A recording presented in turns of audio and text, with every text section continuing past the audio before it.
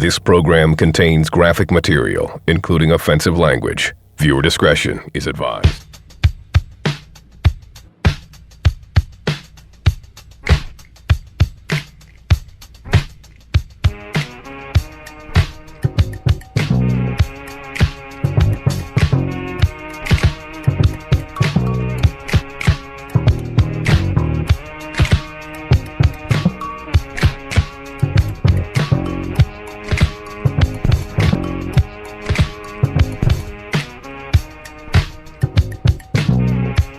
Oh my days! We are days away of time of this recording. Wow. No, it's a big deal and we're going to treat it as such. You know what I mean? Because one of the greatest that ever did it, one of your Mount Rushmore, is coming out to the UK for the ILLMATIC 30th anniversary tour. Okay? And what was even more surprising, that out of all the cities, he's chosen Wolverhampton as one of the cities he's going to celebrate that.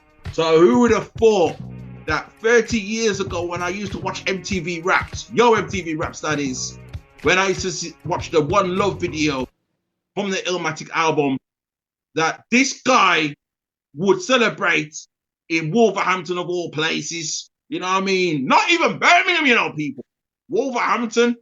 That is a statement and a half. Salute to Manchester. Salute to London, the Royal Albert Hall. Salute to all them PS there. But Wolverhampton? That's why we're doing it like this, man. BDSIR Network, the best damn show in worldwide radio, special broadcast. You see me? RePPiN4U Rewind, the show where we take an album, a classic album that got 5 minutes in the source, or probably didn't get 5 minutes in the source, but it's still a classic anyway. And we're going to talk about it. My name's Grab Body P. Welcome him back, the Shadfather. How are you feeling, sir? How are you feeling? It's been a minute. I know, man. Takes a lot to get me out of the house, man. But you're talking about NAS. I had to represent, man. Represent, you know. You see what I did there? Yeah, I see what you did there, man. I see what you did. Very good, very good. Represent, get money, man. Good to have you back, man, Shad. The RePPiN4U hip hop show, where, man, the first hour, we're going to have a special mix, blended mix by Shadfather. All them NAS tunes, all your favorite NAS tunes, but switched up by DJ Shadfather. That's in the first hour. In the second hour, Grab Body P comes in, right?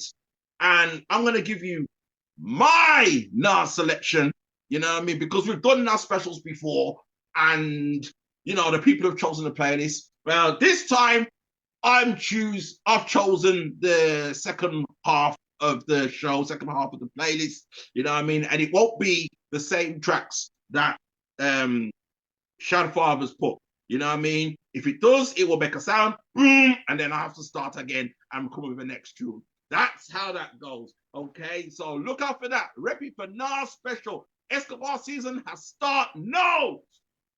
Big O, Vintage Sounds. Welcome back. Welcome back. Thank you for having me. What was that? How are you feeling, brother? I'm feeling great. I'm feeling good. I'm glad to be back on the show. Love coming back on the best show in UK, man. I'm glad you got me here, man, to talk about such an amazing album. Yes, indeed. Indeed. You know what I mean? Shout outs to the man called Twan Mac. I see you, brother. You know what I mean? I see you. Okay, that's what's up, man. That's what's up right there. So, yeah, man. ILLMATIC, man. 19th of April, 1994. Okay. It's a bit of an oddball one, this one. You know what I mean? People who know me well, and I've said it on the show before, that Only Built for Cuban Links was the very first album he ever buy. So ILLMATIC was not that album. ILLMATIC, as I said earlier, I didn't know that much about it. I just used to watch your MTV Raps, and I saw the World Is Yours video, I saw the One Love video, and I saw the It Ain't Hard to Tell video. And I saw them, and I was like, nice tune. And that was it, really. Nothing more than that. And then I only built the Cuban links. And then that's when I heard NAS on there. And that's probably, yeah. That on Verbal Intercourse and the videos I saw on your MTV Raps / the Box Music Television Control, that was my true introduction. Like I heard NAS before on the main source tune of Life on the Barbecue, but didn't know it was him. Yeah. One of them ones, I didn't know it. Yeah, once again, didn't know it was him. Heard it on a random tape, didn't know it was him. ILLMATIC, the album, I didn't buy until years later because I felt like I've got to have this in my collection. One of them ones. I don't think ILLMATIC was the first NAS album I bought, actually. Now I think about it. I can't remember which one it was, actually. You know, might have been Stillmatic, actually. When I think about it, it might have been Stillmatic. But I think that's it for everybody. Wow. Yeah. So how was you introduced to NAS and Big O? I was introduced to NAS by my auntie. So like my auntie, she was heavy on the East Coast. My mom was heavy on the West Coast. And back when my auntie had to babysit me, she had it on tape. And I was introduced to her from there. She had it there, and me going through the credits and all that shit there and listen to it on tape. It ended up going to Life's a Bitch. And I'm too young to understand it. It's 94. I'm 7 years old. All I know is I love how this shit sounds sonically. But I only knew about that album through my auntie. I didn't get onto it, I want to say, until I ended up getting Stillmatic, and I went back to it. The first Nas album I've ever had was I Am. That was the first album that I got. Yeah. NAS. I've got a personal memory with that album as well. Yeah, but this one right here is gonna always be a GOAT album. Definitely, man. Definitely. So you had it on tape. My aunt had it on tape. You had it on tape, and did you upgrade to CD? Oh yeah, for me, I upgraded to CD. So as soon as I had Stillmatic, I ended up getting that one on CD. This is all 2001 shit. Yeah. Right. So let me ask you this: was it one of the So was it one of the CDs that you acquired? Actually, that was what my money. Now, I Am was one of the CDs I acquired. Right.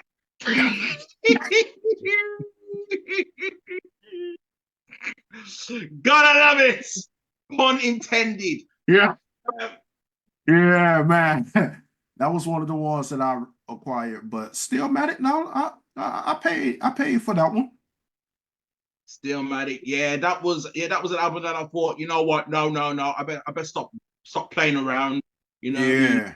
NAS albums that came out before that, someone either taped it for me, or I just heard the album somewhere. You know what I mean? And that was that. Shadfather, how was you introduced to NAS? Because my guess is April 19th, 1994. You wasn't on the album game or either. So how did it go for you? Nah, definitely not 94. That's for sure. Probably that's more regulate years for me, man. Regulate. Yeah. But hopefully for another show, we can get into that. But for the NAS, you know what it was? Bigger Bro, man. Bigger Bro had the album, and I remember just judging by the cover and thinking, "Yeah, this album is shit, man." Like just looking at it, thinking, "I ain't gonna listen to that." I listened to the Snoop Dogg. Obviously, that had a nice cover on it, and that's what drew me in at that age. So yeah, I gave the ILLMATIC album a pass for many years still. I don't blame you in the sense of, you know, because you know you was brought up West Coast orientated. So when you see the Snoop Dogg album cover, you see how it looked all colourful and everything. No, it could have gone either way. Obviously, because he had Wu-Tang. I was brought up on Wu-Tang as well, in it. So it could have gone either way still. But obviously, the beats was what brought me to the dance, really. And it's just my preference to say the West Coast beats were more catchy for me at that age. So I'm like, Yeah. oh yeah, I'd rather listen to this. And then when I did flip through the NAS album, I was like, yo, these beats are boring, man. Fuck it, skip, skip, skip, skip, skip. Until Oh my I know, goodness. yeah, I know, yeah, I know. I'm ashamed of myself now still. And then obviously when I did become the hip hop connoisseur and I did listen to albums properly, and I listened to the NAS ILLMATIC, and I was like, yep, this is a masterpiece. It's not my favourite album of NAS. It's not my favourite one. We spoke about it earlier. Stillmatic. I do prefer that one. But Still, yeah, yeah. I mean, Illmatic does deserve its 5 mics. It does. It does. It's a nice album still. yeah. Stillmatic. I've got a few. I mean, yeah, I got stories with Stillmatic as well, man. But still, Yeah. unfortunately, I mean, it might be that Stillmatic may find its way in the conversation on this show today. But more than likely, Hopefully. as is the whole of Nas's catalog, actually, the whole of Nas's catalog may just wind up in the conversation. But Yeah. Illmatic is the it is The beginning. The beginning. Yeah. Illmatic was responsible for some of my favorite songs by Nas. Like, Yeah, but did you like the album straight away? huh? Did you like the album straight away? Yeah, when my auntie was playing it, I mean, the Genesis doesn't count for me. Because one, I'm young. I never ever. They're probably gonna kill me in the comment section for this. I never watched Wild Style. It wasn't one of those movies that I was dying to watch. It wasn't like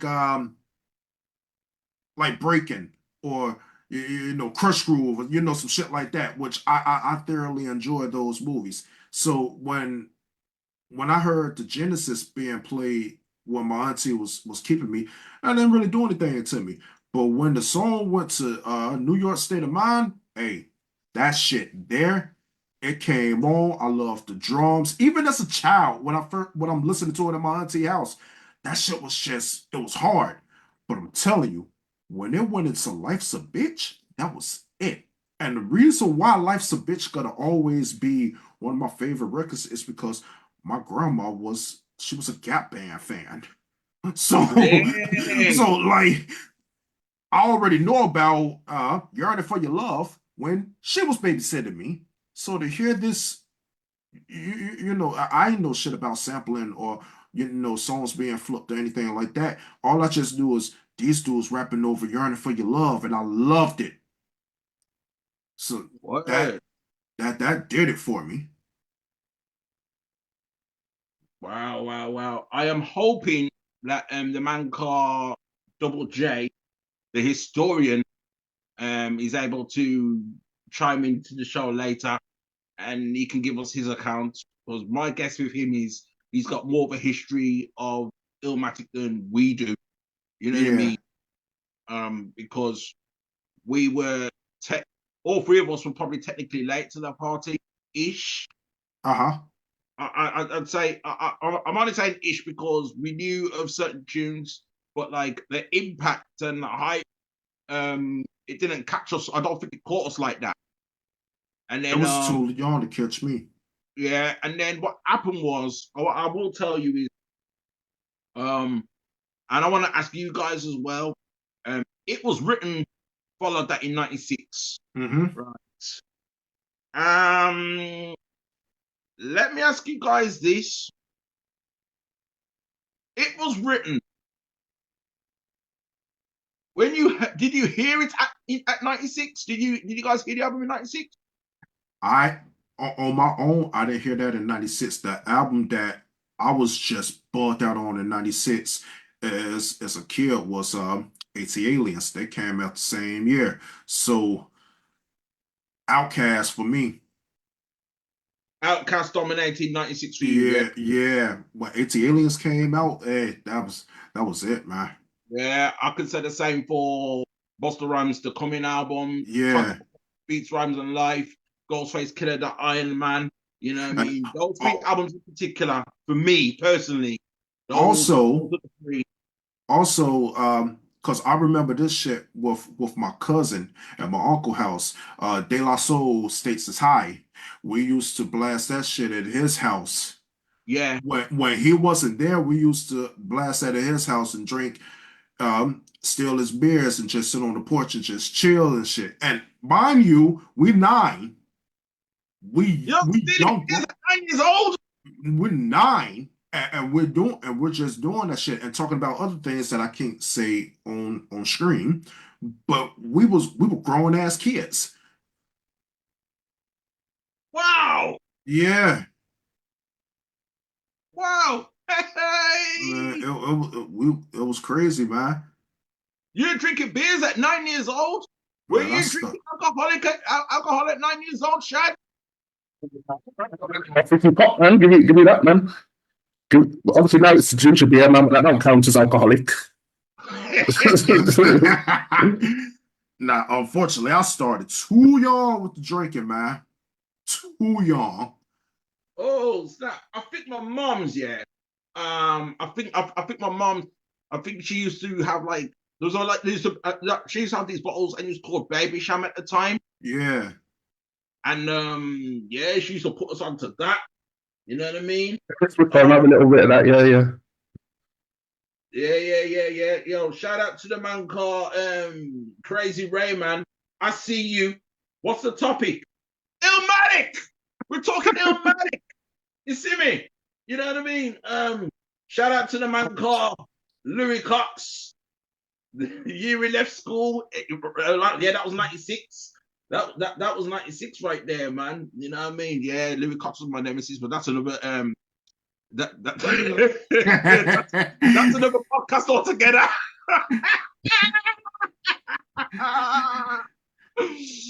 Yeah, see, the reason why I'm asking about It Was Written, that had anticipation. When the album dropped, I recall people kind of disappointed with it. Now, in 2024, there's this thing about Illmatic versus It Was Written. And some people are now saying that It Was Written is better than Illmatic. I think people saying that shit for shock value, just to be completely like. Look, I listened to It Was Written, and I even got homies in my account who prefer It Was Written to Illmatic. I'm gonna say that it could be for two things. One, it could be for shock value because people like to say crazy shit just to get a rise out of people, and two, it could also be a I guess you could throw it as a generational thing of what they was introduced to first. Yeah. So what they was introduced to first, and they just take that they take the love from what the first Nas album that they heard, and they'll say, "Oh, this is better than that old album. This one right here," and they'll start breaking it down, and that's because it's a first love thing and the first introduction to Nas through that album. True Okay. stuff. What are you gonna add on, Shad? Yeah, I was just agreeing, man, that people were more likely to be, whatever era they grew up in, will be that's the album for them. Yeah. In most cases, anyway. Yeah, man. I used to have conversations, right? Saying, It Was Written, nah. And I'm like, what? Are you serious? And keep in mind, I never really listened to Illmatic properly at that time in 94.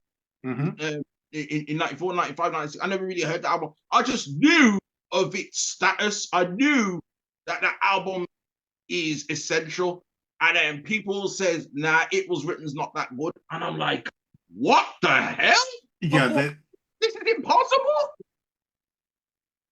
I thought it was impossible. Listen, one thing is two things I never say. I never say It Was Written is better than Illmatic, and I never say It Was Written is a bad album because neither one of those are true. Yeah. Neither one of those are true. People just want it. When you put out something so fucking great, so powerful, so upper echelon, where people say this is the Bible of hip hop. this is the greatest thing ever. It's hard to match that. It's hard to match that. It's hard to keep that, shit afloat. So I think the reason why I'm guessing for people back in 1996 when it came out, they was let down because they was expecting a whole other Illmatic. It's like, yo, he's off that now. 2 years past, it's a different direction. You want Illmatic? Go listen to Illmatic. Straight away. And you know what? Yeah, you know what I loved as well. Between Illmatic, the first 4 albums anyway. I like the I can't even pronounce that word right now. The continuation. There you go. Yeah. Especially the album cover. Yeah, with the face. Boy to a man, to a king, to a pharaoh. Yeah. Regardless of what you thought of I Am and Nostradamus, I like that he continued that theme. And I was always wondering where he was gonna go next after that. And then, well, Stillmatic had your answer. You know what I mean? I was like, okay, he's really going in a completely new direction now. Yeah, that's what's up with that one right there. Right then, I mean, yeah, this is hard, man. I mean, when we talk about favorite tracks on Illmatic, Shad, you want to chime in? Which is the tracks on Illmatic? You know what I mean? Considering there's like 9 or 10 of them that stood out to you and said, yeah. Jumping in and out of this album, but usually I wouldn't make it past track number 2. I just go to track 2 and then just play track 2 over and over again and then put on something else, put on some Snoop Dogg or something, to be honest with you. Oh, man. Oh, that's painful, man. I ain't gonna tell you no lies, man. I'm gonna keep it real, man. That's what it is. The WeRocx State of Mind, I was like, yeah, man, this is some shit. It sounds kind of West Coast. He's that producer that. He produced that track because I like that beats. Primo. Wait, which one? WeRocx State of Mind? Yeah. Is that Primo? Okay, shit, yeah. I didn't know Primo could make beats like that, man. He needs to do more like that, man. Yeah. He needs to do more like that. I like that one. Especially for 94 as well. Yeah, man, that's sick. Primo style's evolved. You know what I mean? It's evolved over the years, man. It has. I mean, it evolved, but it also stagnant, in my opinion. Like, because I always used to take DJ Premier and Pete Rock and put them up against each other. It's like, yo, who is really the best out of both of these? And for years, I used to always be like DJ Premier, but all that shit changed this year. Well, between those two, I'm going with Pete Rock. And the reason why I go with Pete Rock is because Pete Rock has proved that he has elevated his style completely with just the auditorium. But I want DJ Premier to do the exact same thing.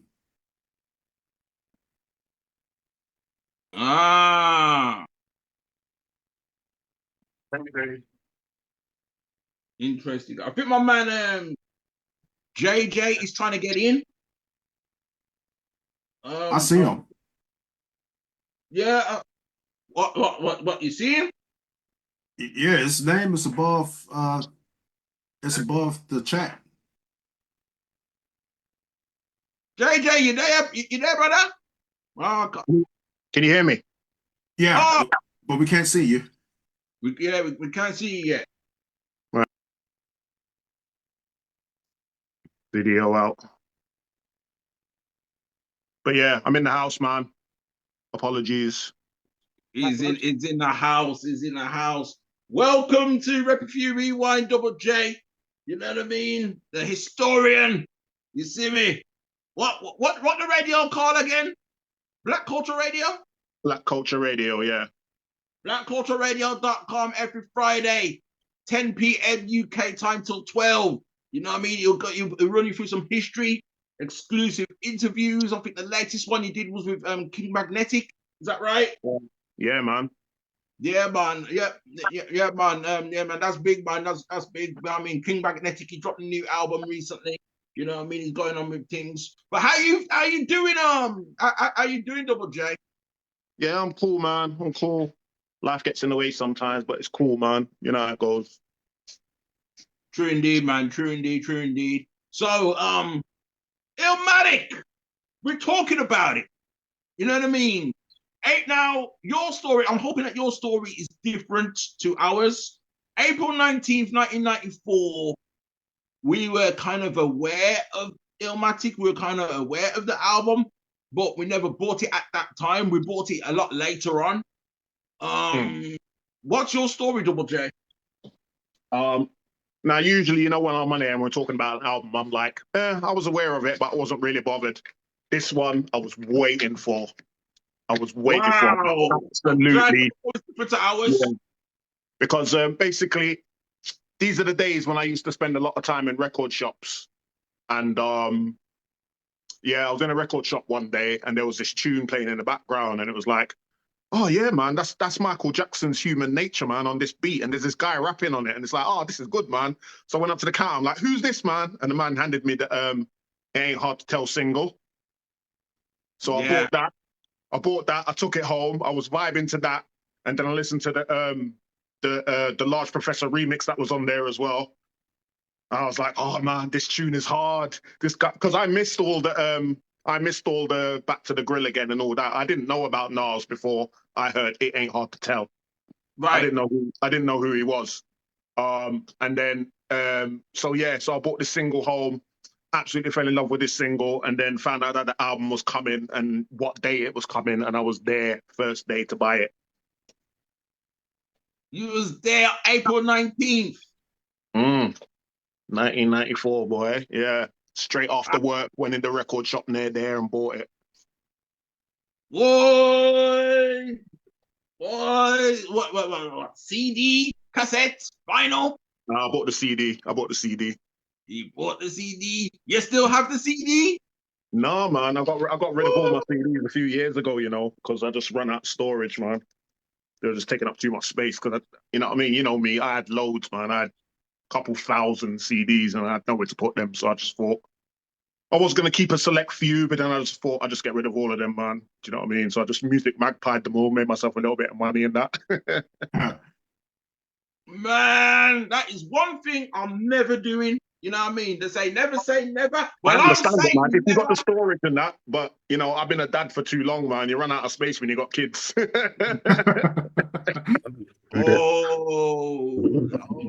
See, that's the difference between me and you guys. You know what I mean? I still have no pitney. You know what I mean? I still have no seeds. So that's why I'm able to keep my CD collection intact. That's what it is. Well, shit, you'll soon find out, man. When you can start using your CDs as frisbees and pins and reels and shit, man, you'll soon find out. Them CDs gone. It's better to sell them. No way. I never used to really buy albums on cassette. I just used to tape off the radio with cassette. As long as I've been collecting music, the vast majority of it's been on CD, man. As soon as CDs came out, I just thought they were just, you know what I mean, better. So I just bought them instead. I never really was a cassette head. Oh, sadly, I was. Man, I was collecting tapes all the way up until 2002. I just couldn't help myself. Not to mention I was broke. It was the cheapest thing I can get.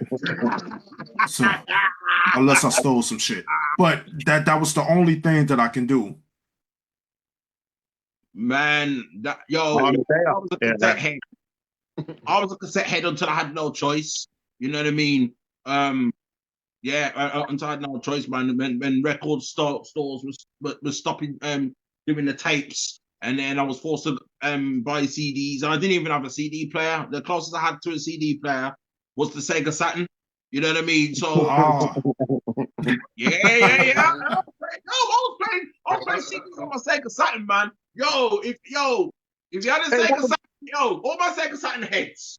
You know what I mean? Do you remember that video game? Do you remember that game where once you put, I think it was on PS2, PS1 even maybe, I can't remember what it was. It was a car racing game.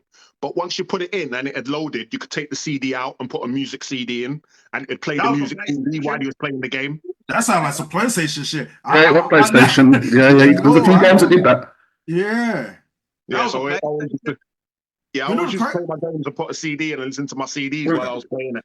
See, PS1, I wasn't able to do something similar to that until I got an Xbox. When I got an Xbox, I was able to play Tony Hawk Underground 2, but I was able to download my own music onto the Xbox and take out the video game soundtrack and just play my own shit in the background while I play the game. I wish they still did that in video games. Yeah, me too, man. You see now, you see now, as I say, my Sega Saturn crew, y'all need to take a bow because we used to put the CD in, right? And there was like a screensaver, right? You press play and there was a screensaver button and you see the plane just flying through, you see the plane just flying through space and shit. That was a visual, you know what I mean? And big ups to my PlayStation 3 crew as well, man. If you had a PlayStation 3, take a bow because PlayStation 3 now, we went from CDs, you went to you went to USBs or your hard drive or whatever it was, and you could store music on the PlayStation 3, and on certain games you could rock that. You know what I mean? You could rock certain games on your PlayStation 3 playing that music, and it was even better if you was a wrestling fan. You know what I mean? Wrestling fan. You know what I mean? On PlayStation 3, and you make your entrance, so you didn't even have to make your entrance. You know what I mean? You could take off the wrestling music to the guy's entrance, and you could put on any tune you want. And that was a neat trick on PlayStation. Man, I didn't know that because I didn't get. Oh, it's just embarrassing to say. I didn't get a PlayStation. I had a PlayStation 2, and I missed out on the whole PS3 era because I was a cheap bastard, and I went to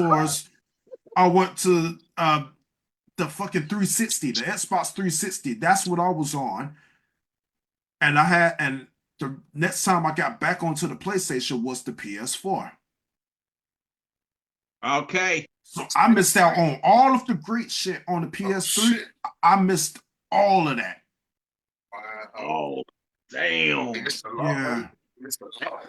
I know.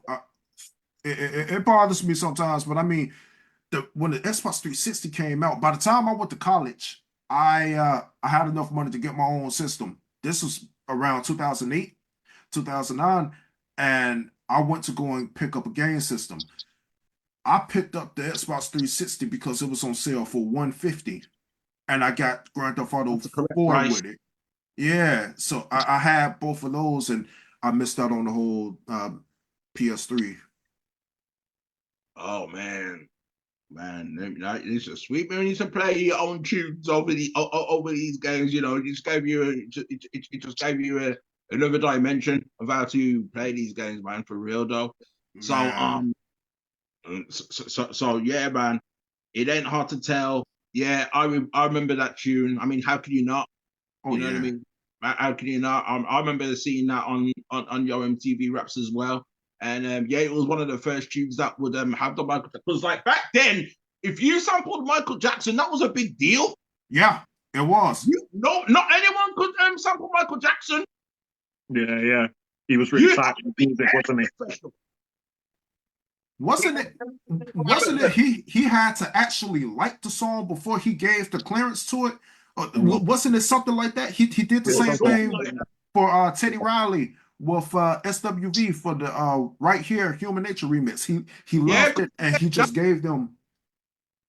Yeah, the Right Here, the Human Nature. Which one come out first though? Was it that one or the Ain't That Hard? Right Here, SWV. SWV. On the same record label. Oh no, they're probably all on the same record label, so maybe it was easier back in them days. No, SWV or SWV and Michael Jackson. Answers on the postcard, please. Was it where? Because NAS was on Columbia. I don't know if SWV were on Columbia as well. Yeah. Hold on. Soon come. Yep. Continue the conversation. I know SWV was on RCA back in the day. And the album, It's About Time, Michael came out in Jackson and 92. yeah, but Michael Jackson and NAS weren't they on the same? No. 92 was when the Human Nature remix came out, and It Ain't Hard to Tell came out in 94.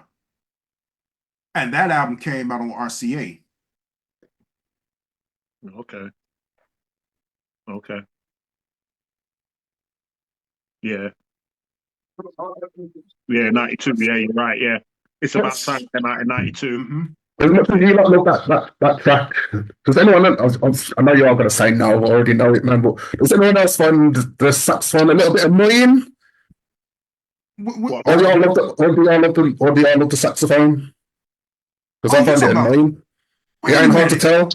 You talking about Life's a Bitch with the saxophone? No, that's beautiful. That's beautiful. It ain't hard to tell. It ain't hard to tell. No, it ain't hard to tell. They have a saxophone. I didn't find it annoying. Well, that noise in that one. What is it? What instrument is that? Oh, that wasn't annoying. That was What do you nice. think? No, What do you think? I don't know, man.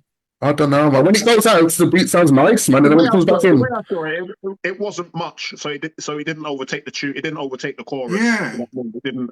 It wasn't like, if it was all over the chorus, it'd be different. But I think it was just like, just in the background, just, you know what I mean, just a couple of notes. I think it was all right, man. That never got on my nerves, really. I quite like it. I love it. That's one of my favorite songs on the album as well. Okay. Which was that? My new dog's in the house. This is Benny the Butcher. Really? Really is good. Jesus, big dog. Yeah. Big dog. Big dogs in the house. Yeah. But yeah, have you guys talked about what your favorite tune is yet? We haven't got to me yet. I was saying that New York State of Mind was a track that I kept on listening to on repeat. I didn't give the rest of the album a chance, but then when I eventually did, there was a few more favourites. Life's a Bitch. I think he's really good in that. You know, he's actually really, really good, man. I think that verse is underrated. And then more recently, so within the last 10, 15 years, Halftime has been a banger. I can't believe how much of a track I slept on that. Halftime, wow. I mean, it's a loaded question. There's no bad tracks on that album. It's one of them albums you can just put on and press play and just leave it. Yeah. Pretty much, yeah, pretty much. Well, I also heard that Halftime was meant for Busta, but Busta turned it down. Oh, is that true? It was meant for who? Busta. Busta was there when it was being made, and then Busta was like, nah, he didn't know what to do with it. And then when you heard Nas on it, he was like, oh, shit. Yeah.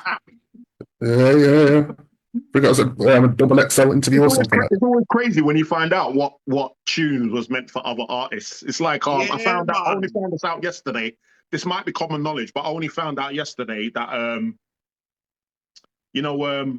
Styles and Jada and Styles, We Gon' Make It. Ras Kass. I didn't even know. I found that out yesterday, and I was like, "That's crazy." Yeah, it's history with that one.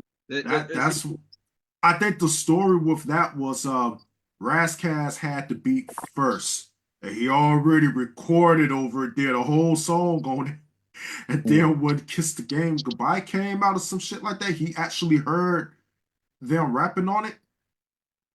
Okay. And it started that friction between him and Alchemist. But he told that story so many times. I think the latest time he told that story was on The Art of Dialogue. Okay. I think that tune still exists, you know. I think you might still be able to get that the original Ras Kass tune over that beat, you know. I haven't heard it to be honest with you. I'd love to hear it because he talk about it a lot. Yeah, I'm sure it still exists. You can still get it. I'm sure someone uploaded it on YouTube or something. Yeah, you know what I mean? I'm sure of it. Favorite tracks, it's true, man. I mean, I do have mine now. You know what I mean? After all these years, and every time I think of Illmatic, for me personally, I think of represent, get money. Oh yeah. Yeah. The world is yours. I love that until someone, I mentioned it before when we talked about Common B, when we talked about that album, and the world is yours, and they flipped it and they put it over the J Dilla beat, It's Your World, and meshed the two verses together. Yeah. So the world is yours is my favorite on that basis, but like represent is the one for me. Okay. And that was another one by Free Mo. That's how you know that an album's great. That the fact that the four of us can sit here and all of us can say a different favorite tune, and we're all nodding. Yeah. You know what I mean? Yeah. Because my favorite tune is One Love. Yeah. That's a great one. That's a great one. I love that. Shout out to Q-Tip. My favorite, there ain't nobody mentioned on here yet, is Memory Lane. Like that is my favorite fucking song. And again, we can all sit there and we can all say a different song. And we're all just like, yeah, man. You know what I'm saying? And again, shout out to DJ Premier. Like, come on, man. That's a beautiful record, man. I love Memory Lane, man. So here comes the cruel question. Here comes the question that will put us on the cross. You know what I mean? And you know what, Double J? This is your idea. This is where I'm going with it. What is your least favorite track on Illmatic? So we're not saying it's whack. It's your least favorite. I remember because I remember Double J when you talked about Liquid Swords. You thought it was great, but like at the same time, you knew that people misunderstood you and that. Yeah. So that's where I'm going with it. So your least favorite track on Illmatic, it's, you know what I mean? It's a cool question, but it's gonna be asked. Yep, silence, because we don't know. If you were twisting the arm behind my back, if you're holding a gun to my head, it would probably be Halftime. Oh no! I love the track, but if I had to skip one, it'd probably be that. You know what it is? You know what it is with me?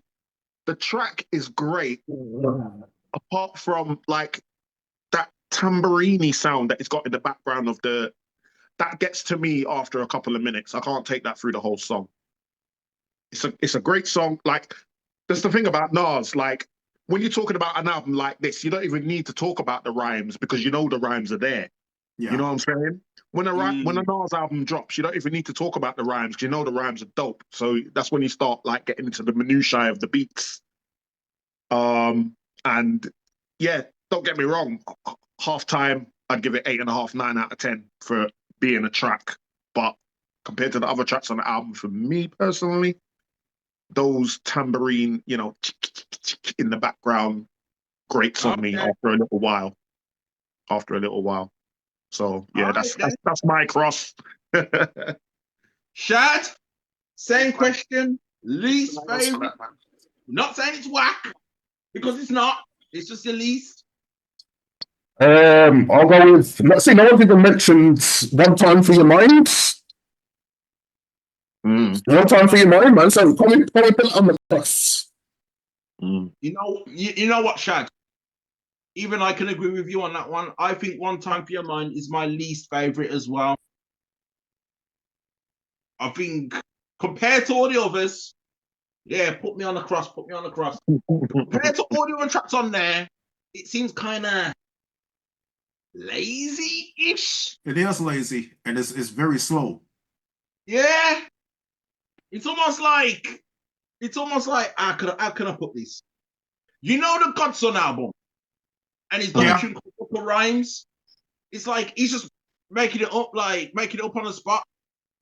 You know what I mean? But freestyling on the spot, just thinking, oh, okay, I'm just gonna mess around with this. I actually love Booker Rhymes. I love Booker Rhymes, but Booker Rhymes was Nas creatively messing around. Yeah. Hey, listen, he was some people can freestyle, some people can't, and that's fine. And One Time for Your Mind felt like Nas was just messing about in the studio. And then he thought, Actually, this sounds quite all right. Put this on the album as well. That's all right. Spill out, yeah. See, I wonder about it. I wonder whether it was just like that sounds all right, put it on an album, or it was we've not got enough tracks for an album, but the record company is jabbing me in the back to just stick it on because it's the best of what we got left. You know what I mean? Wow. So, hang on. So it's three of have we got three of us? No. Because you said halftime, innit, Double J? You said halftime. I said halftime. Yeah. No, I'm talking about Book of Rhymes. I'm talking about Book of Rhymes now. Okay.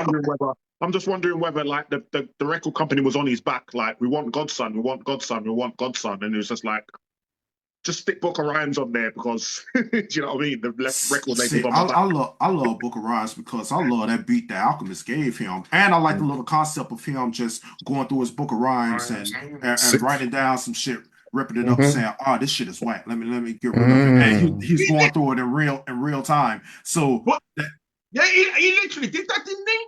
Yeah, sick. That's what makes it sick. That's why it stands out. Yeah, it stood out like crazy to me. Ripping the page out, thinking, nah, this is that shit was. I loved every bit of it. I can't believe this is my Book of Rhymes. Yeah, I love that song so much, man. Yeah, man. I gotta say, man, God's. Let me tell you something about Godson. Even though the focus is Illmatic, you know, like a lot of people say that. Well, not a lot of people, but there's some select people that say it was written. They like that more than Illmatic. So, hey, you know, put me on the cross. I love Stillmatic. I'm one of them people. Mad reason. I kind of prefer Godson. Yeah, I'm with you. I love Stillmatic. I love it too. I'm with you. Godson got one of it has that record that I'm a big dude. I'm willing to do a front flip back kick when Who Shot You comes on, man. Major look, excuse me. When that song comes on, I'm ready. Listen, yeah. I'm Major ready. Major Look, seriously, Major Look is riot music. I'm ready to do a front flip. I'm ready to do a front flip. I go crazy with that shit between the original and the remix. That when I heard that shit from him, I was like, oh my god! And how they sampled Apache on it, and how slowed it down, and said sonically it's perfect. I love that record. Yeah, you know, let me tell you something about it's riot music. Major Look is so legendary, right? That if you was to go to a show, like a hip hop gig, right? No, not even a hip hop gig, but like a hip hop jam. And this hip hop jam saying, well, yo, this is 90s, we're playing pure 90s. They'll always put on Major Look. And Major Look came out in 2002. The whole idea of 90s is supposed to play from 1990 to 1999. But Major Look, for some reason, always makes the cuts. That song is special, man. I love that record so goddamn much, man. And seeing him perform it live, oh man, yeah, bro, that shit was special. Well, that's the kind of track that if they play it, it starts like, you know, when you like, if you go to like a metal concert and they start like the pit. Oh, the mosh pit. Major Look could make a pit at a hip hop gig.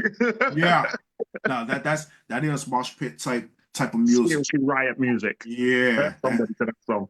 And the chant, you know, like that Braveheart chant. You know, like in Reservoir Dogs, the torture scene. Oh yeah. If it was me, I put on Major Look to cut the guy's ear off. And they'll take the ear and start singing in that bitch. They shooting. Nah, man, that's an anthem and a half, rude boy. Man. Okay, let's go there. What is your favorite Nas song? Favorite Nas? Oh, man. Okay. Oh. That's not a lot. I didn't get my top three. I didn't even get my worst song off yet, but we can skip that and go through here. Okay. My favorite Nas song. That's not right. Just one Nas song through his whole discography. That's not right. Shall I start? Yeah, you No, start. My favorite Nas song of all time. No. You go last. Okay. You go last. Cool. All right. You go last. All right then. Oh God. Oh God. That's cruel. That's one of the cruelest questions. You gotta have just one. One. One, so it's easy. I got one. For you, it's easy. Okay, Shad, you go first. For me, it's easy still. Yeah, man. I'm gonna go with Nas, Good Life, featuring Nate Dogg. Okay. I figured you was gonna pick that. Okay. Listen, I admit I forgot about that track, man. That track is dope. Yes. Yeah. There you go. That's my submission. It's the track I listen to that Nas it's the most. So yeah, it's by default the favorite. Okay. You know what, Shad? You kind of narrowed it down for me now of what my favorite, my number one. Oh gosh, I don't even have an official number one Nas tune of all time. It changed. I understand that it changes day by day, man. An artist like Nas, do you know what I mean? I just mean now, off the top of your head, the way you're feeling tonight. It's not your answer of all time. Just now, while you're thinking about it. Holy crap! Holy crap! Okay. This is my favorite Nas track right now. Well, or of all time. Well, I'm gonna say one of. You know what I mean? I'm cheating. One of, but this is the one I'm gonna mention. You know what I mean? Because if Shad's going to mention jewels, gems from Nas's catalog, so am I. The Firm Biz, but the remix version, world famous. That is my brother. When that used to come on back in the days of Team West, brother. And I taped it, and I used to run that tune back and run it back. But the funny thing was, I didn't know what it was called at the time. I knew it was called Firm Biz. I loved it that much. I hated the original.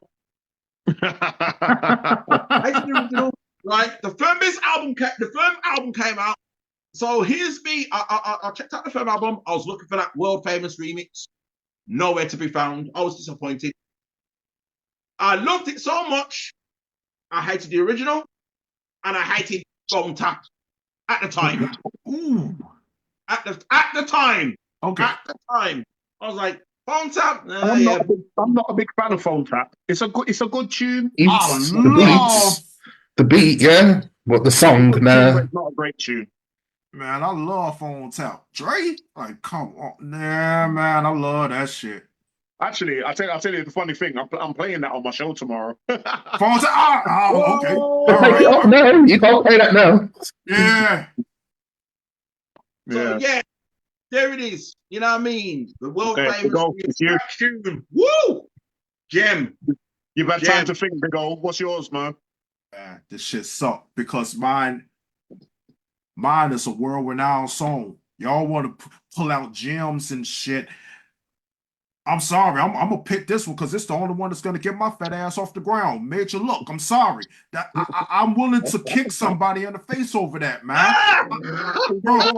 There's no wrong answers. I love Major Look so much.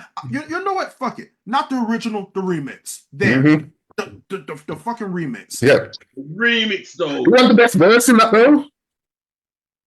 Fuck it. I'm saying Luda. I'm giving it to Luda.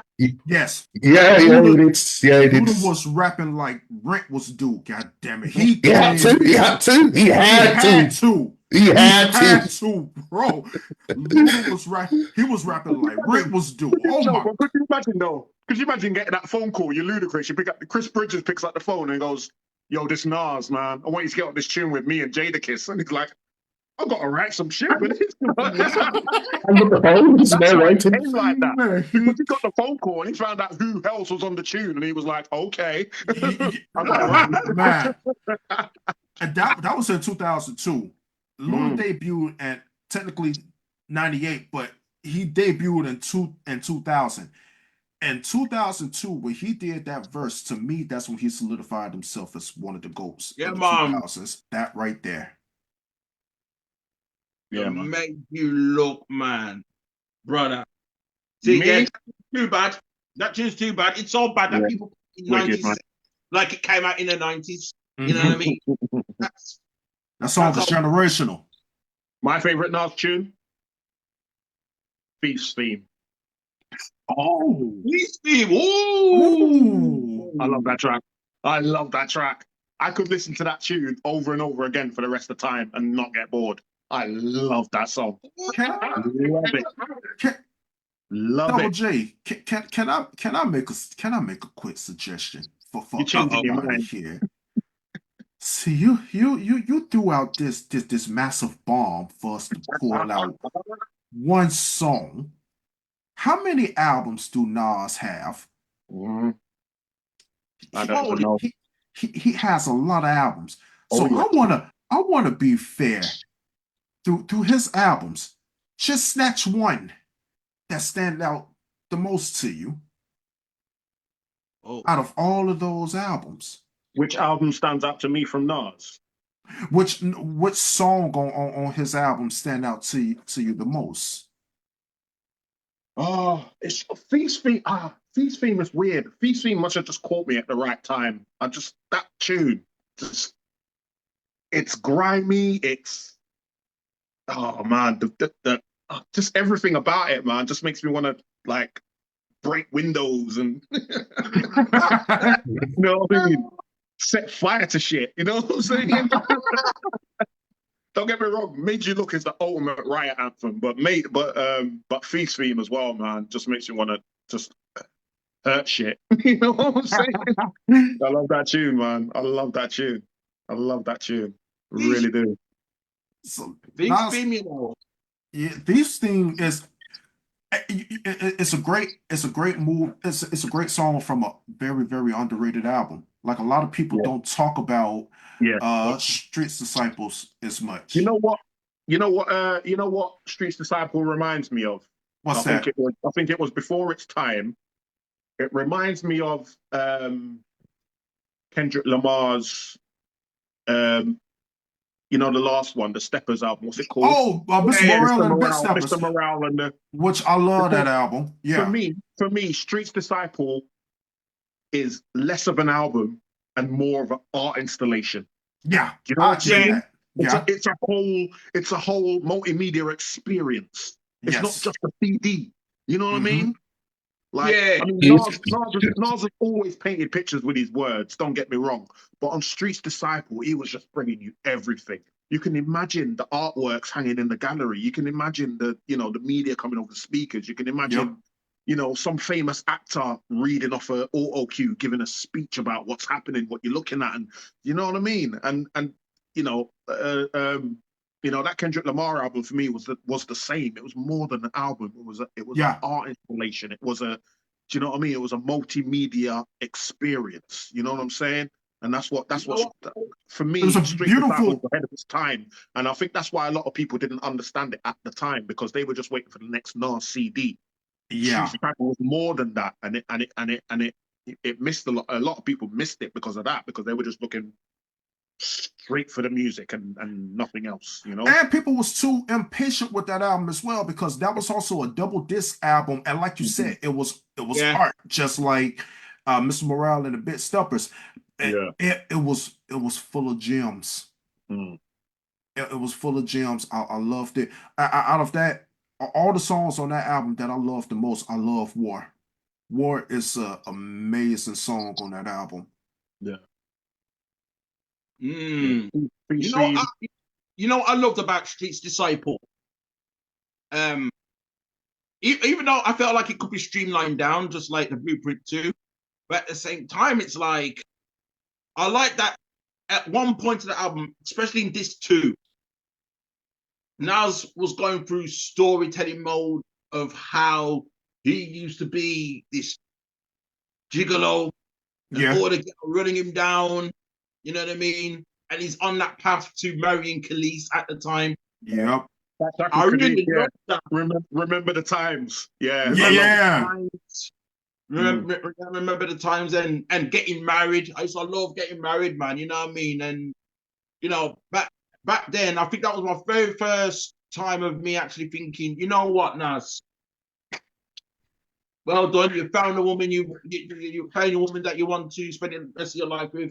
You've gone through all them idiot girl, and then finally you're finally be at peace. You're gonna make Khalees an honest woman, even though we saw the signs early.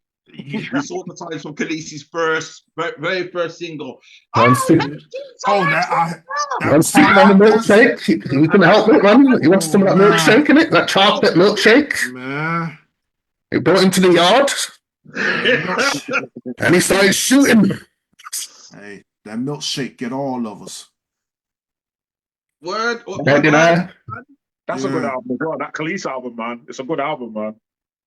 Yeah, the Neptune's all over it. The Tasty album. It's good, man. Yeah. It is. It is. At the end of the day, it's a pop album. It's a pop R&B album. I think it's more pop than it is R&B, but it is a great album, man. It's a good album. It really is. Right. Okay. Nice. Yeah, I really liked that. I really liked that story that he was going through with that. You know that Nas was finally settling down, and this was a 24, 25-year-old Grant who was against marriage. You know what I mean? I was at my peak. I was going out to Chester. Sorry, Double J. I was going out to Chester. I was having my life out there. You know what I mean? I never saw the aisle. Personally, I didn't see the aisle in my future at 25 years old. I just did not see it. You know what I mean? But at the same time, I was glad for Nas. At the same time, I was glad for him. But then, should have known. Yeah. It was bad. Oh, man. So let's get back to ILLMATIC. We all picked our favorite tunes. And then y'all picked your worst about that tune that makes it your favorite. Oh man, because every track on the album's dope. We all know this. Yeah, but that tune stands out for you. Like you must have a reason why. I think for me, represent, get money. I think it was just the flow of it, man. The delivery, the way, you know, like this. I'm saying Nas really went for it on that one. Like on One Time for Your Mind, it was just like, it was like snail's pace kind of thing. But then, boom, boom, boom, boom. You know what I mean? It's like, what? Okay, and he just went. Nas just went for it, man. You know what I mean?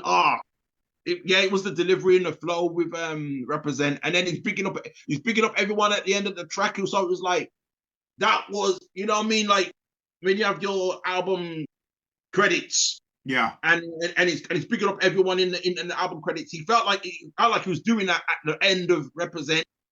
It was almost as if Represent was gonna be the final track on the album, and then something happened, and then it changed to It Ain't Hard to Tell. Yeah. It does feel like that when you sit back and you listen to it. Right there, man. Represents my tune, man. Represents my tune. Shad, what was it about the track that you was feeling to be your favorite? Yes, there was with the beats. I didn't realize it was a primo beat because it's so different from what he usually does. So yeah, man, it was definitely the beats, and obviously New York State of Mind, man. Obviously, I didn't know nothing about New York, man. New York is all a mystery to me. So to get inside of one of them New York N-words, that's the track that done it for me, man. I was like, okay, that's how they do it over that side. And the New York State of Mind. Is that sample RePPiN? Yeah, it does. It does. With Primo's scratching, that's RePPiN. Oh, okay, yeah, I thought so.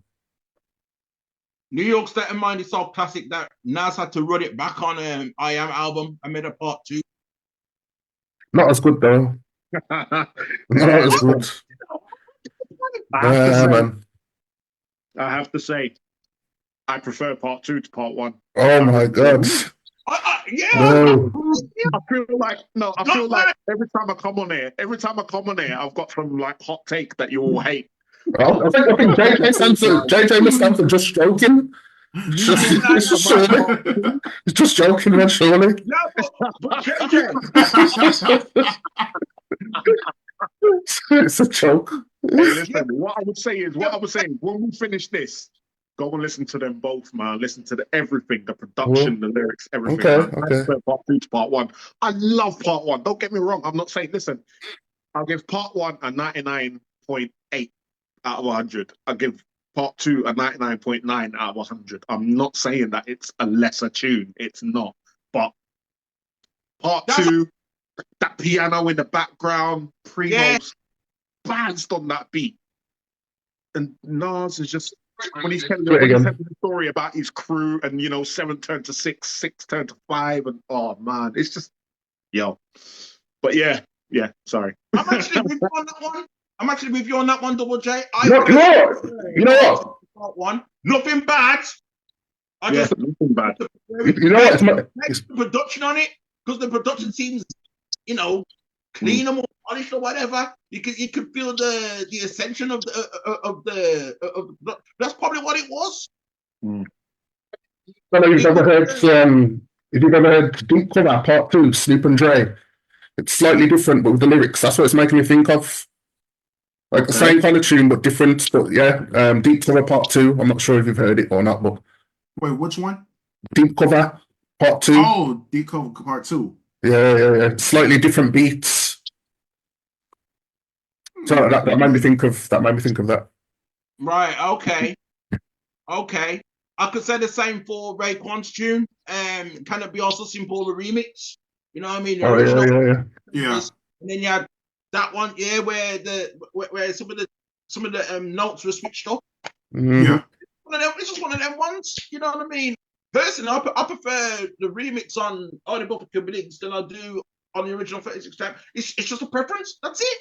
No, I feel where you're coming from, because I mean, to go back to the 2000s, I feel the same way about Beanie Siegel. What's Your Life Like Part 2? I love Part 2 better than Part 1. That closed out the reason.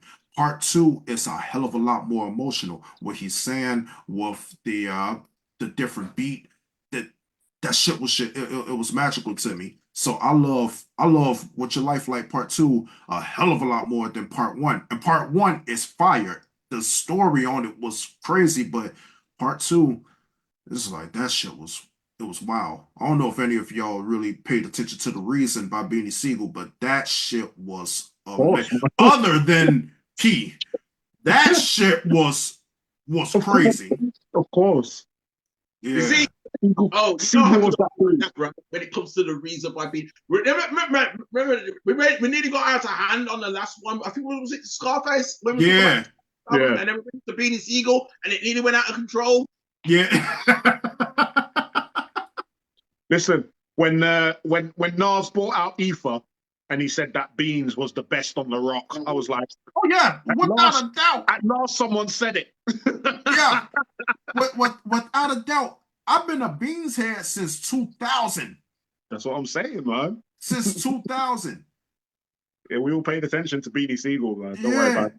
You know what? No, I'm sorry, Beans. I take that back. I've been a Beans head since 98 when he was on Reservoir Dogs. And everybody was trying to one-up each other on the record. Actually, now think about it. Yo, Nas, you might have a point. It's just a personal thing. But I remember myself buying Beanie Siegel album before any Jay-Z album at the time.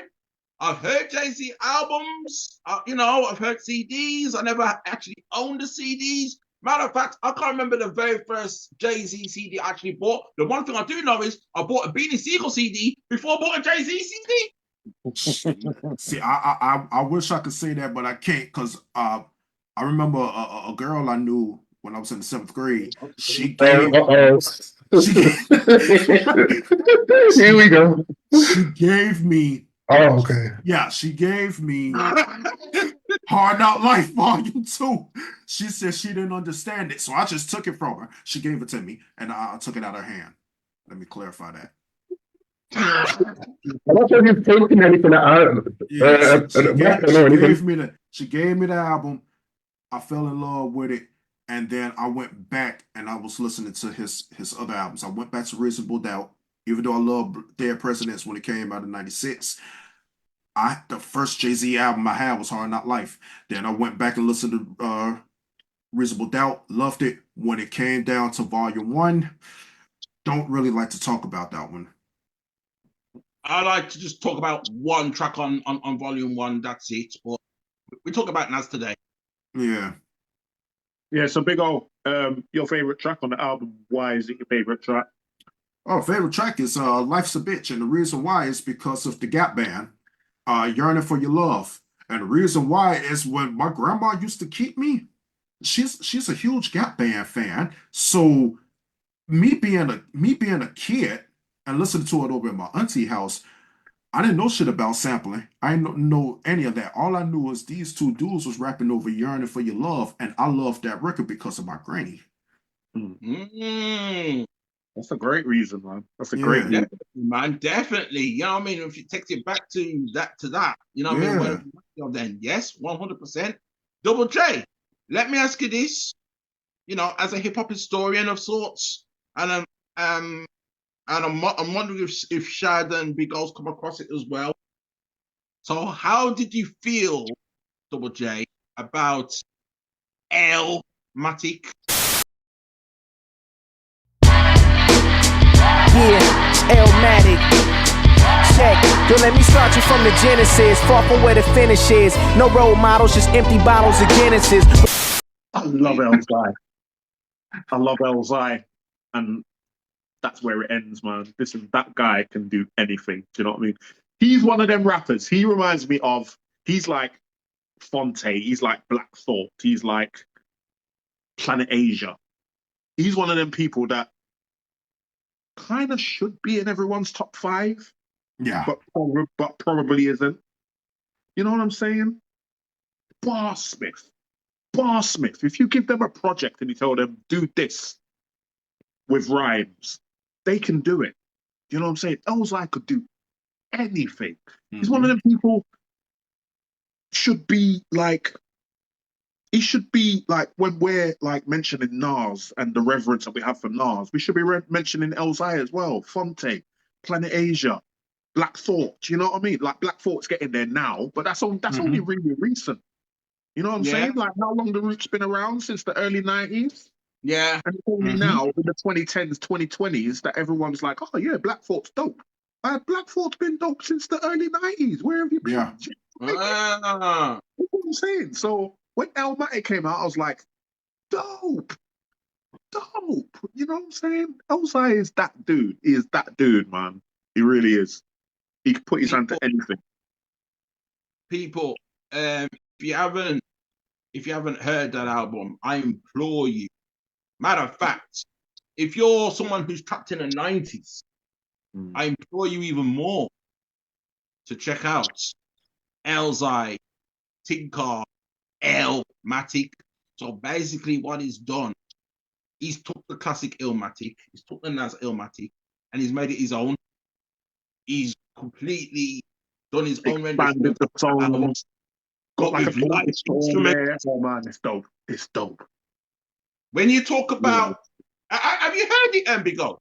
I haven't paid attention to it. That's one of the albums that I have to go back to. I heard all his other ones. I have not really sat down and listened to that one. Big O, let me tell you this. You know when you said that life a bitch, and that's your favorite track on ILLMATIC? Wait till you hear, as you as a producer, with an ear for good music. When you hear Elzai's version of Life's a Bitch and what he does with the production on that, you'll lose your head top. Okay. You'll lose your mind. Okay. I'm gonna have to listen to it now. Over. It's over. Like, I could probably tell you that Life's a Bitch is probably the best track on ILLMATIC. Okay. Purely on production alone. All right. And you have a producer's ear. When you hear that, it's over. And just to say what Elzai does with the Elzai, he takes the tracks, but he also takes the lyrics and changes them as well. So he raps in Nas's flow on the tracks, but he makes it his own as well. So he'll say, you know, lines or half lines that Nas says on the respective track, but he'll change it and make it his own as well. Do you know what I mean? You know when the rappers do that sometimes, they'll take a track, like when they do a remix, yeah. How the artist raps on the track, but they'll change it for themselves. Elzai does that on the whole album. Hey yo, I'm gonna tell y'all right now. Ever since you told me to check out Life's a Bitch, all I heard so far was 15 seconds, and I can't wait to just listen to that shit right now. How it build up. Brother, the whole album. I'm on that. I'm on that. Start to finish, man. Start to finish. Because I was. You know what I mean? I'm disgusted that it has not been talked about enough. Maybe because it's Elzai. I don't know. Yeah. I'm gonna have to listen to it. When did it drop? I think it was like 2012-ish or something like that. It came out. I don't know how Elzai is underground. I don't get it. I don't understand. I really don't. And he was brought up in the slum village and all that. Yeah. And Little Brother as well. A lot of those Detroit guys be getting overlooked, and I don't understand why. 2011 it dropped. 2011. A lot of those Detroit guys be getting overlooked. Detroit State of Mind, okay. Yeah. Yeah, man, I'll check for it still. Oh, you're looking on it as well, Shad? Yeah, man. Think of it as a more of a live instrumental, a live instrument version of ILLMATIC, but with Elzai, he switched up all the lyrics. Yeah, back in the 90s, that was called Biting. This is a homage and a half. Okay. You know what I mean? Oh, exactly. This ain't biting, man. This is not biting. You can tell that he wasn't. He's only using Nas lyrics as a springboard. You know what I'm saying? Like he's paying homage to the fact. He's paying homage to the fact that Nas's verses on ILLMATIC are dope, but he's using them as a springboard. He's not just copying them. He's building off them. Do you understand what I mean? Yeah. Dopeness all the way through. As well, really, it's not your thoughts. It's got to use someone else's thoughts, then your thoughts on top of that. So it's harder to do than probably coming up with stuff from scratch. Exactly. And you know what you're getting as well, because it's called ILLMATIC. So yeah, you know what you're getting. So people, because this is what cracks me up about Nas, right? Every time, a part of me really hates it. It's like every time Nas drops a new album, people be like, "No man, it's not ILLMATIC. No man, you can't pick beats. No man, I want Nas and Primo album." Well, to those people, don't start me on the Nas can't pick beats rubbish. Yeah, I hate that shit so much, man. And listen, I'm not the biggest fan of Hit Boy. You know what I'm saying? I think that everything that he's done and the money that he's made and the connections that he's made and the people that he's working for, good on him. Do you know what I mean? But if I was a top rapper and I was making an album, I personally wouldn't call Hit Boy because I don't think he's that good. You understand what I mean? No diss to him. So them Nas Hit Boy albums, I was there for the rhymes more than the beats, but the beats aren't bad. I'm not saying that Hit Boy is bad. But this Nas can't pick beats thing, I think that's one of them things where someone said it and it started a bandwagon. People don't really believe it. I think the people that perpetuate that rubbish don't really know Nas's full discography. You know what I'm saying? Yeah. You know who started that shit? DJ Vlad. Yeah, that go. There you go, right there. I never I never liked him. I've never. Well, it's not even that I've never. I don't like him or dislike him. I don't know enough about him. I've never watched DJ Vlad. I Do you know what I don't. mean? I don't know anything about. I don't know anything about him to have a go at him. I've just heard his name. I know he's big, and I know he's interviewed a lot of, you know what I mean, top rappers, and Yeah. it seems like he just does it to sow discord. From what I can see from the outside of someone who's never engaged in his content, it seems like to me like he's just there to start beefs. And you said it, and that's how that's As how it someone, has as someone who's never sat always. down, I've never sat down and said, "Let me go to DJ Vlad channels and see who he's interviewed and blah blah blah." Let me watch it. I've never watched a DJ Vlad interview all the way through. I'm just from the little bits that I've seen, it just seems like he's there just to either turn rappers over to the FBI. Yeah. Do you know what I mean? Stir the pot, and just he's always been. He's always done that, and it's been he's been back since the fucking, I don't know if y'all remember this, but the Smack DVD era. He was there. The shit between like the reason why Joe Budden hate him so much is because of the whole ransom situation. Okay. Where he got jumped in it. Jumped into the train, yeah. Yeah, Ronald Ransom's got homies slapped Joe Budden's guy, and who's there with the camera? DJ Vlad. And uploaded it for clout back in the day. It was on Smack DVD. Yeah, and he started that. When I see stuff like that, well, I mean, maybe it's just hope from me because I don't really interact with any of that stuff. But I just wonder whether it's just like it's not heads, like hip hop heads. I hold out hope that hip hop heads, like, you know, people that have done the knowledge, don't really do Vlad. Do you know what I mean? It's just the people from the outside. You know, like if someone went to a hip hop night and they'd be disappointed if they didn't just hear the singles. Yeah. Do you know what I'm saying? Yeah. Like if the DJ played a couple of album cuts, they'd be like, "Who the hell is this? I don't know this track." Do you know what I mean? They just know hip hop from what they've seen on MTV or BET or whoever else plays hip hop. Do you know what I mean? I think DJ Vlad is for them people. And there's probably more of them people than there is heads. But I'm holding out hope that heads don't really see Vlad as valid.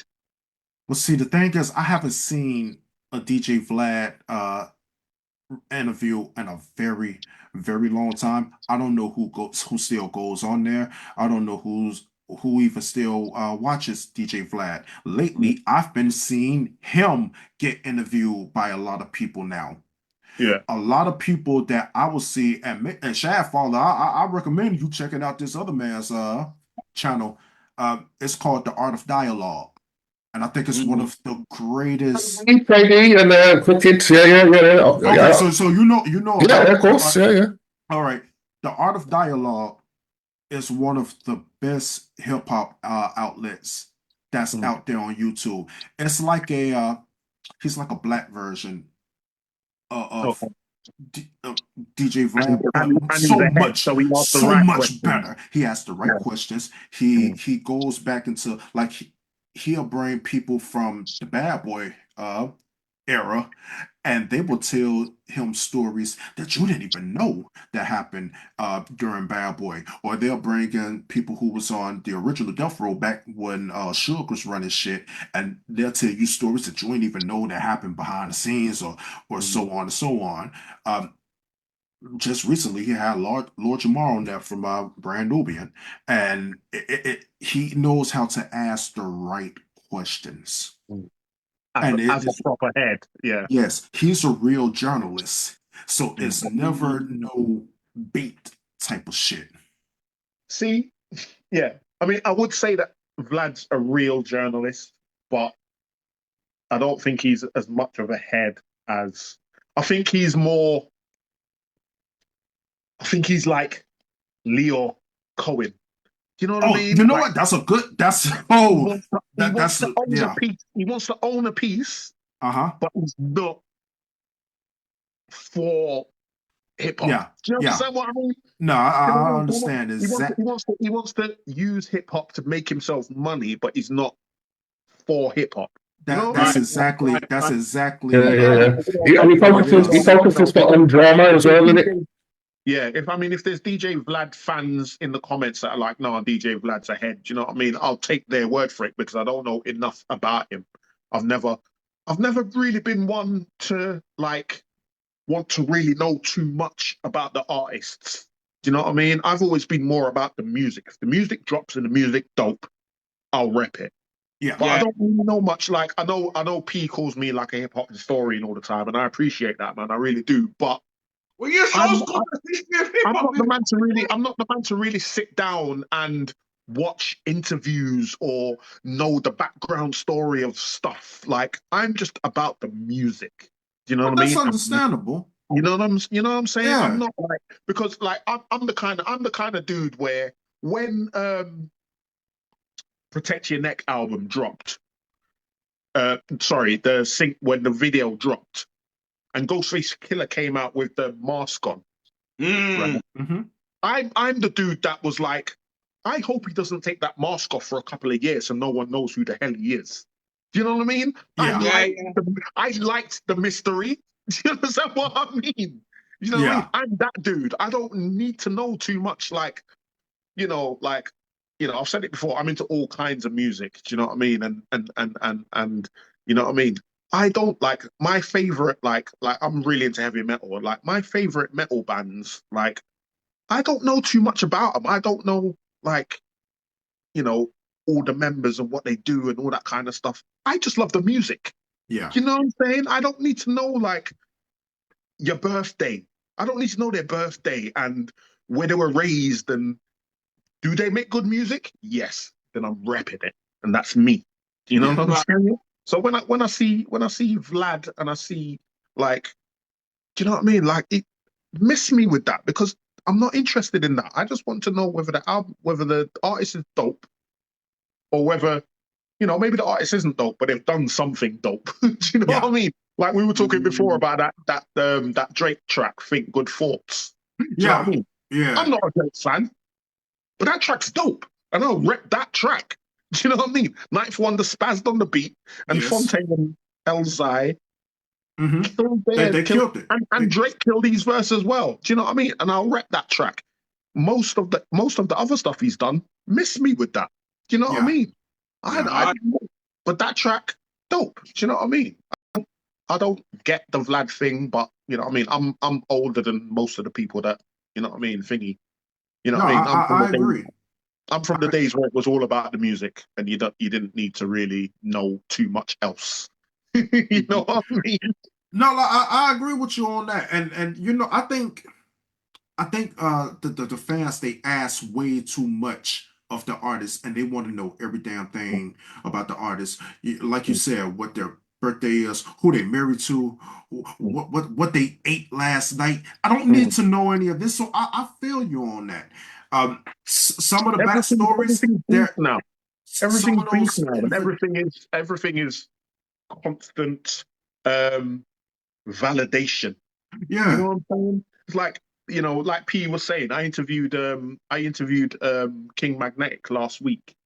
King Magnetic hasn't dropped a project. Like no one's heard from him for the last few years. Do you know what I mean? When he's dropping a new album, that's anticipation. Do you know what I mean? As a fan, someone like me who's been into him for over a decade, when I heard he had a new album coming out, I was like, I need to know more about this. Like a lot of artists, they have to post on social media every day. Like I'm not into that. I want to know when your next album's dropping. Is it gonna be dope? That's all I want to know. You know what I mean? So yeah, maybe that's just me. Maybe that's just because I'm older and I'm used to the 80s and the 90s era, and you know what I mean. I don't need to know everything about you. Hey, that's fine. That's absolutely fine. I have no problem with that at all. Because some people, they take it a little too far. And he is one of those people that take it way too far. I think that kind of started happening, during the 90s, you know what I mean? Because then things were getting more visual. things were Mhm. getting more visual, and so people started revealing more of themselves, and you start to hear more life stories and all that kind of stuff. I think that's when things started to turn like that. I think that's what happened right there, man. But gotta come to closing this out though, man. Let me ask all three of you guys this, man. Yeah, I know NAS is coming to the UK. You know what I mean? We're in Escobar season right now. But have any of you three seen NAS live before? Yes. Yes. Last year at the O2 with Wu-Tang Clan. Yes. And let me tell you, I love Wu-Tang. I do. I really do. They did their thing. I wasn't a big fan when they ended up bringing in the live instrumentation along with the DJ. Wasn't a fan of that, but I still loved them. However, when Nas got up there, it was just him and DJ Green Lantern. He shut that shit down. And when DJ Green Lantern was the perfect DJ for him, and he was just going. Green Lantern, man. Green Lantern's dope. I love Green Lantern, man. Since day one, still. Yeah, not only is he a great DJ, he's also a very good producer too. Yeah. Makes it beat still. Green Lantern is one of them people. He brings out the best in the artists that he's working with. He does. I remember when he was doing all that stuff with Styles P, man, around the Children, when Nas P released Children and them tracks there. The Green Ghost Project. Stuff for him, man. Yeah. So when it was Nas and DJ Green Lantern, like you said, when DJ Green Lantern, when he produced for you, he bring the best out of you. Oh my God, when he was DJing for Nas at the O2, he was bringing the best out of Nas' performance. He was just going through those tracks, and they weren't even hits. He was just going through records, and Nas would just pick that shit up and just go with it. He snapped. Just both of them on stage until Wu-Tang came back. But he was holding his own. So watching him perform that live, perform a lot of my favorite records live, yeah, that was a special moment. Fantastic, man. Fantastic. JJ, Shad, you seen Nas live? I haven't. Listen, I haven't been to that many hip hop concerts or gigs or anything like that. Really, Okay. to be honest. When I lived in London, I couldn't afford it. And then when I moved out of London, that was the time when if an American artist was coming over, they'd only come to London, and I couldn't afford to get down to London to see him. You know what I'm saying? So I missed out on a lot of it. But yeah, so I haven't really seen that much hip hop live. You know what I mean? I want to get down to Wolves for your after party thing though, man. I'm trying to get there, man. I'll see if I can sort that out. Yeah, man. Tickets. I mean, boy, tickets are available on skiddle.com at the time of recording this interview. You're really pushing me to put this out a lot earlier than Tuesday, and I think I should really push myself to edit this out and put it out there. You know what I mean? A lot earlier than Tuesday. You know what I mean? To let people know, and put it in the description as well. You see what I'm saying? For the after party. For me to even host that, you know what I mean? That is that's a blessing, man. It's one of them situations where 30 years ago, I'm watching Yo MTV Raps / The Box Music Television Control, and I'm watching One Love. And then thought that 30 years later, we're going to celebrate this album in little old Wolverhampton, and then the after party comes, and I'm the host of it. I never thought that in my life. I never thought it. Yeah, if I can get there, I'm a be there, bro. If I can get there, I'm a be there, man. And I really appreciate the support, man. You know what I mean? You're gonna see, yeah, man. You're gonna see Grab Body P turn up to 10. You know what I mean? You know what I mean? And I know people have been asking me the same question. It's usually followed up by the same question: is the man himself gonna turn up at the after party? To that, I have no idea. I really don't know. Considering the considering the schedule he's got, and knowing that he's in London the next day after Wolverhampton, I really don't know. The other thing that I mentioned this to Big O off the grid. The one thing I have noted is that he's added another day on he's extended his UK stay for 1 day, so he's going to be in London for 2 nights, and then the day after that, Ghostface is in town. Ghostface is in London, who just happens to be on NAS's label, Mass Appeal. So I'm starting to put 2 and 2 together, like, you know what I mean? Wait a minute. But yeah, and I will answer my own question. I've seen NAS twice. The first time was in 2008 in a Birmingham nightclub. I can't remember what the nightclub was called at the time, but that was the first time. Let's say, what was it? Hip Hop Was Dead came out. Yeah, the N album. The N album. Is that the N album? Untitled. Yeah, the Untitled album. Didn't come out yet, right? So that was the first time. The second time was with Damian Marley. Now, I've mentioned this many a time, and I still stand by it. Until next week, or this week coming, whenever you see this video on YouTube or whatever, Nas and Damian Marley still stands as the best show I've ever seen. The best show. No show has beat that yet. And I think the main reason for it is because of the fusion between hip-hop and reggae, the two cultures, the hip-hop heads and all the reggae people coming together in one building. And the energy was just incredible. Absolutely incredible. I knew at that time, see, I missed all that. I mean, I knew the Road to Zion, did that come out before or after the Distant Relatives album? It came out before. On the album, wasn't it? Yeah. Okay, so so when that came out, I knew if you're gonna put a hip hop artist on a reggae, that's the guy that you want. Do you know what I mean? I knew that's the guy. What's the guy you want, man? Float on a you know what I mean, on a fusion track like that, man. You got to get Nas for that. That was a big collaboration, man. That was big. I love that album, man. The Distant Relative. That's like, I mean, for me, reggae-wise, a man with Caribbean parents that was raised on the reggae, man, Dennis Brown is my dude. So the first time I heard that Promised Land of Promise, boy, I was there, man. I was 6, 7 years old again, man, sitting on my settee, listening to my dad playing Dennis Brown commentating. You know what I mean? I was way back then, man. And then you got Nas rapping on it as well, and Damian Marley singing it in the background with his raspy voice. I was like, I was there, bro. I was there. Yes, man. Distant Relatives, man. What an album. Genius, man. Absolute genius. But yeah, man, Double J, if you could get down there, North Street Social for the after party, I'd appreciate that, man. You know what I mean? Yeah, Wolverhampton is man. I've been Wolverhampton a few times, so you know what I mean. If I can get down there, I'll be there, bro. Nice one. Salute. You know what I mean? Wolverhampton's on a mission, man. You know what I mean? We're trying to send a message to Nas himself to say, look, Wolverhampton got it too. Now, Wolverhampton has not had a hip hop scene in decades, man. Decades, brother.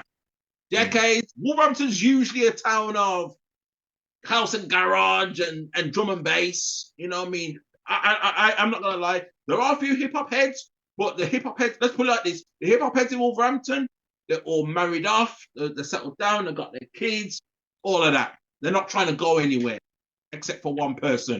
It's hard these days. It's hard these days to put on a hip hop night. Like I wouldn't try to put on a hip hop night. It's the reason why I don't call myself like DJ JJ or whatever. Do you know what I mean? I don't call myself DJ because putting on a hip hop night would be hard because you've got to attract people to come. So the people that come that don't know much about hip hop will want to hear the singles. Yeah. But you're trying to show them some knowledge, so you're going to want to play the album tracks. Mm-hmm. Do you know what I mean? But are they going to stay for that? It's hard in hip hop now.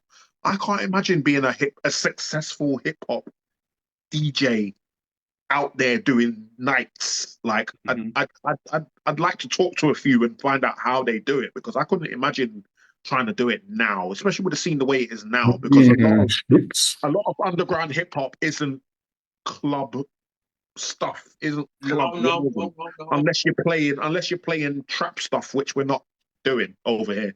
Yeah, You know what I mean?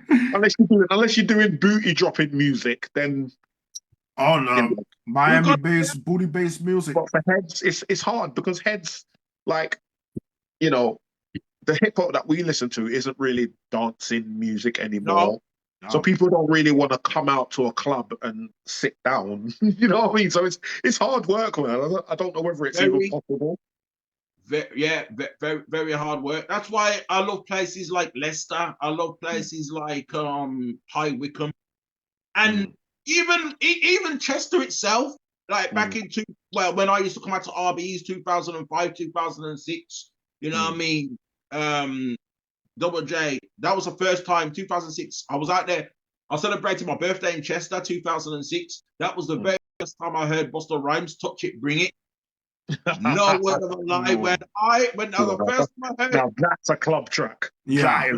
Now when I heard "Touch It, Bring It" in RB's, in Rose's Chester, and me and all my crew, we took over that bitch.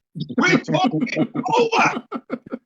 All the Chester girls, see, I'm revealing it now. All the Chester females, even they had to join in. Get low, it was all low. Turn it up. That's never been done. That's never been done in Wolverhampton. You might. Never been done. We might have to do a Buster show, P. Don't even start me. Don't even start me. We might have to do a Buster show. Don't even start me. All I know is I'm gonna say this to you guys, right? I'm gonna say this. I'm gonna say two things, right? December, next month, we're not even gonna talk about an album that came out back in the day. We're gonna talk about every bad boy album that came. No, I don't mean bad boy. No. Oh shit! Every official Batman album that came out. Hey. No, I'm talking about every official Batman album that came out in 2024. We're gonna review the whole of 2024. That's what we're going to do. Okay. Right? There's one album.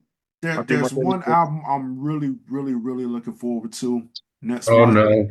Oh yeah, you know where I'm going. God damn it! Yeah. Here we go again. I can't wait for Missionary. I can't wait for Missionary. I heard 2 songs of that album already. Ooh. Dr. Dre and Snoop. I heard 2 songs off from it. What's in the beer? Gorgeous. It's a fire record. I love it. It's catchy. That production. Wow. And the second one, Out of the Blue. Yo, that shit that is. Huh? I haven't heard this. Oh, bro. Out of the Blue. It was on Madden 20. It was on Madden 25, the video game. It's also going to be on the album.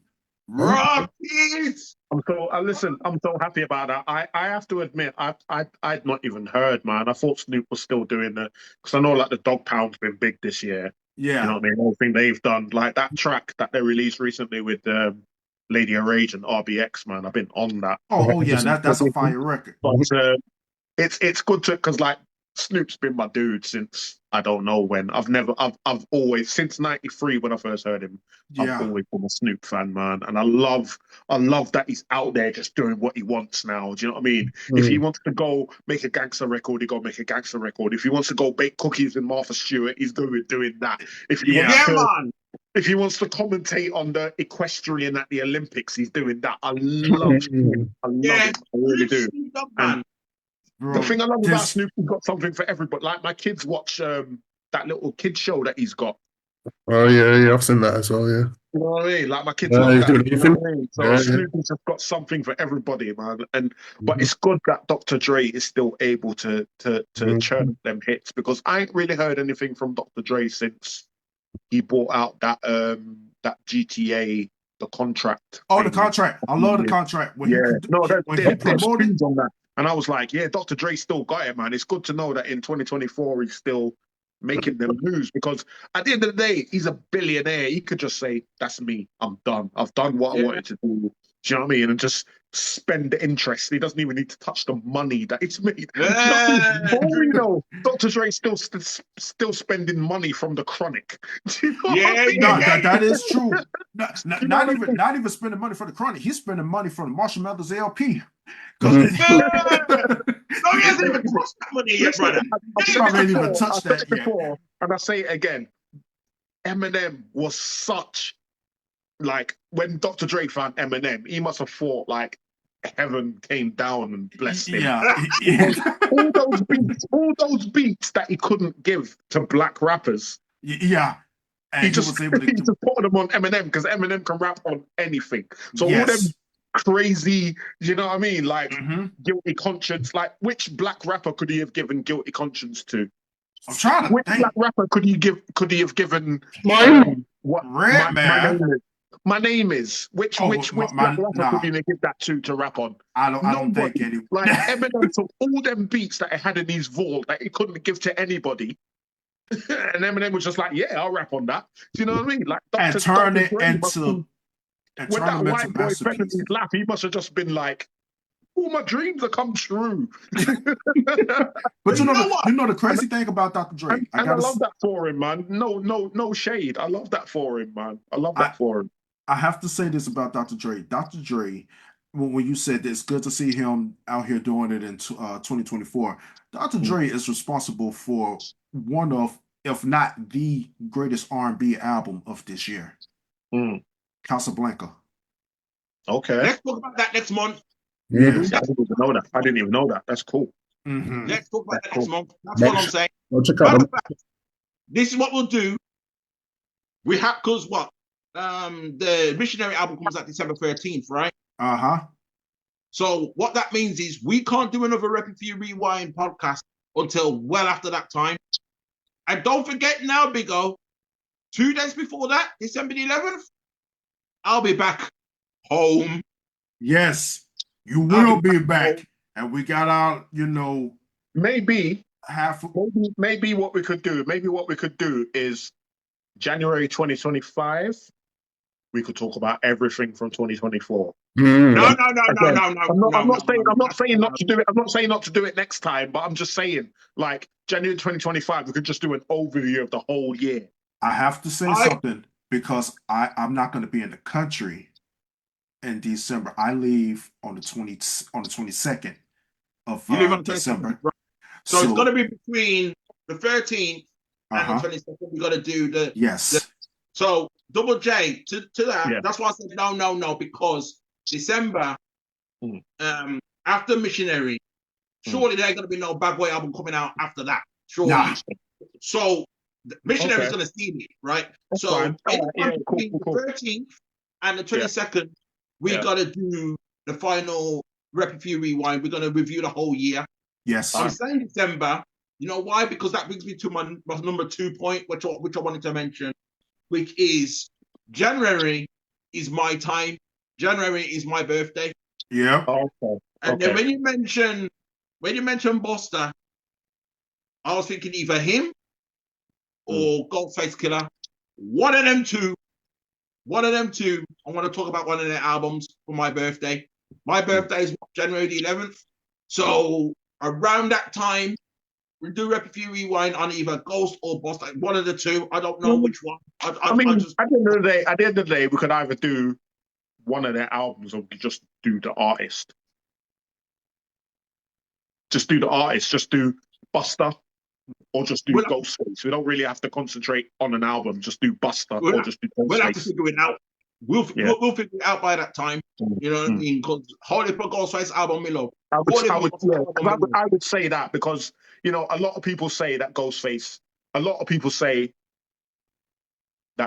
has got the best discography in hip hop, the most consistent. Do you know what I mean? Wow. There's not really any. I've heard that a lot, and I am inclined to agree. I can't think of a bad Ghostface project. Nope. There's another one. But at the end of the day, Busta, no disrespect to the man, because I love Busta, but some of them are a little bit questionable. Do you know what I mean? Busta. Not just questionable. So what I'm saying is that maybe we just do the artist, so we can do their discography, what we love about them. Do you know what I mean? Maybe not concentrate on an album itself, just do Buster, just do Ghostface. Do you know what I mean? Like, because then you can incorporate all their albums, you can incorporate all their features. How long is that going to take, though? That will take too long. Just like true. That's true. Like that's true. I didn't even think of that. That's true. Just that's like true. the next podcast is going to be long, Star, because we're reviewing the whole of 2024. No, listen, all the albums it's your podcast. I leave it up to you. I'm just throwing stuff on the wall and see what sticks, man. Yeah.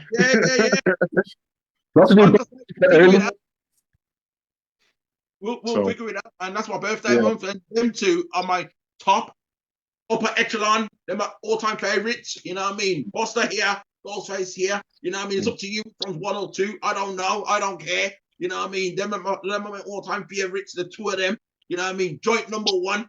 You know what I mean? That's how I saw it go. But yo, I really appreciate you guys once again taking time out to talk about ILLMATIC. And you know, and celebrating NAS's impending arrival to the UK. You know what I mean? It's gonna be, it's gonna be a mad thing. You know what I mean? I'll be back in London, not this weekend, next weekend. This weekend coming. You know the weekend I'm talking for Ghostface. Yeah, for Ghostface and Inspector Deck.